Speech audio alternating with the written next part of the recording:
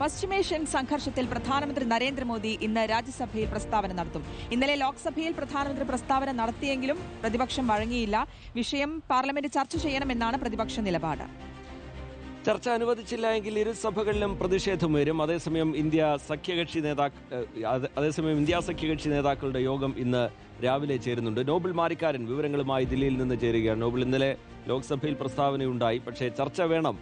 വളരെ ഗുരുതര സ്വഭാവത്തിലുള്ള വിഷയമാണ് എന്ന കാര്യം ചൂണ്ടിക്കാട്ടിക്കൊണ്ട് ചർച്ച വേണം എന്ന ആവശ്യത്തിൽ തന്നെ പ്രതിപക്ഷം ഉറച്ചു നിൽക്കുന്നുണ്ട്. അതിനെന്തായാലും ഭരണപക്ഷം വഴങ്ങാനുള്ള സാധ്യത കാണുന്നില്ല. എന്താണിന്ന് സഭയിൽ സംഭവിക്കാൻ പോകുന്നത് നോബിൾ?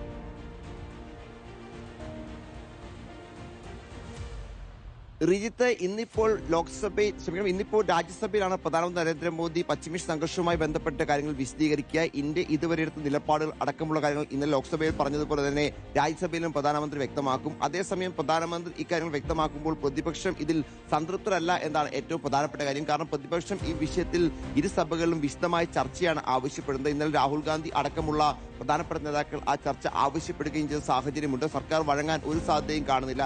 ആ പശ്ചാത്തലത്തിൽ ഇപ്പോൾ ലോക്സഭയിൽ പ്രതിപക്ഷ പ്രതിഷേധത്തിനാണ് സാധ്യത. രാവിലെ ഇന്ത്യ സഖ്യയോഗം നിശ്ചയിച്ചിട്ടുണ്ട്. അതോടൊപ്പം തന്നെ ഇന്നിപ്പോൾ കോൺഗ്രസ് എംപിമാരുടെ യോഗവും രാഹുൽ ഗാന്ധി വിളിച്ചിട്ടുണ്ട്. സഭയിൽ സ്വീകരിക്കേണ്ട നിലപാടുകളായിരിക്കും ഇതൊക്കെ ചർച്ചയാവുക എന്നാണ് നമുക്ക് അറിയാനും കഴിയുന്നത്. പ്രധാനപ്പെട്ട മറ്റൊരു കാര്യം എന്ന് പറയുന്നത് വനിതാ സംവരണ ബിൽ വേഗത്തിലാക്കാനുള്ള നടപടിയുമായി സർക്കാർ മുന്നോട്ട് പോവുകയാണ്. വനിതാ സംവരണ നിയമത്തിൽ ഭേദഗതി കൊണ്ടുവരാൻ, പ്രത്യേകിച്ച് നിലവിൽ ഇപ്പോൾ ആ നിയമവുമായി ബന്ധപ്പെട്ട കാര്യങ്ങൾ മുന്നോട്ട് പോകുമ്പോൾ വരുന്ന സെൻസസിനെ അടിസ്ഥാനമാക്കി മാത്രമാണ് മണ്ഡല പുനർനിർണ്ണയം അടക്കമുള്ള കാര്യങ്ങൾ നടക്കുകയുള്ളൂ. സ്വാഭാവികമായി 2029 പോലും അത് പൂർത്തിയാകാനുള്ള സാധ്യതയില്ല. ആ പശ്ചാത്തലത്തിൽ 2011 സെൻസസ് അടിസ്ഥാനമാക്കി മണ്ഡല പുനർനിർണ്ണയം അടക്കം നടത്താനുള്ള തീരുമാനമാണ് കേന്ദ്ര സർക്കാർ എടുത്തിരിക്കുന്നത്. ഇതോടെ തന്നെ പല പ്രതിപക്ഷ പാർട്ടികളുമായി ഈ വിഷയത്തിൽ കേന്ദ്ര സർക്കാർ ചർച്ചകൾ പൂർത്തിയാക്കിയിട്ടുണ്ട്. പക്ഷേ വിശാലമായൊരു പ്രതിപക്ഷ യോഗം ഇന്നിപ്പോൾ വിളിക്കും എന്ന സൂചന പുറത്തേക്ക് വരുന്നുണ്ട്. അങ്ങനെയാണെങ്കിൽ ആ യോഗത്തിൽ ഈ വനിതാ സംവരണത്തിൽ ഭേദഗതി കൊണ്ടുവരുന്ന അടക്കമുള്ള കാര്യങ്ങൾ വിശദമായി തന്നെ ചർച്ച ചെയ്തുകൊണ്ട് മുന്നോട്ട് പോകാനുള്ള തീരുമാനമാണ് എടുത്തിരിക്കുന്നത്. നിലവിൽ ഈ മണ്ഡല പുനർനിർണ്ണയം വരുമ്പോൾ 813 പുതിയ ലോക്സഭാ മണ്ഡലങ്ങളാണ് ഉണ്ടാകാൻ പോകുന്നത്. അതിൽ